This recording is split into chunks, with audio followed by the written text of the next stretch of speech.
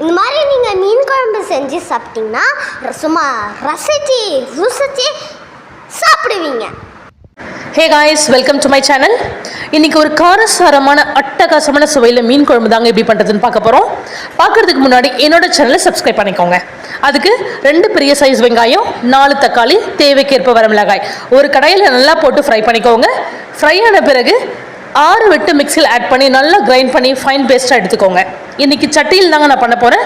சட்டியில் 4 ஸ்பூன் எண்ணெய், கடுகு, மிளகு, வெந்தயம், கூடவே கொஞ்சம் கைப்பிடி அளவுக்கு பூண்டு ஆட் பண்ணி நல்லா ஃப்ரை பண்ணிவிட்டு 1 கைப்பிடி கருவேப்பிலையை ஆட் பண்ணிக்கோங்க. நல்லா ஃப்ரை பண்ணிக்கோங்க. ஃப்ரை ஆன பிறகு இப்போ அரைச்சி வச்சுருந்த வெங்காயம் தக்காளியை ஆட் பண்ணி நல்லா கொதி வர விடுங்க.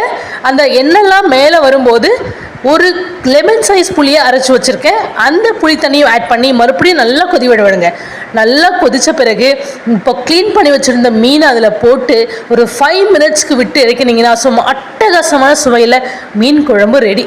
ஒன்ஸ் இது மாதிரி ட்ரை பண்ணிவிட்டு எப்படி இருக்குன்னு மறக்காமல் சொல்லுங்கள். அப்படியே என்னோடய சேனலை சப்ஸ்கிரைப் பண்ணிக்கோங்க. தேங்க்யூ.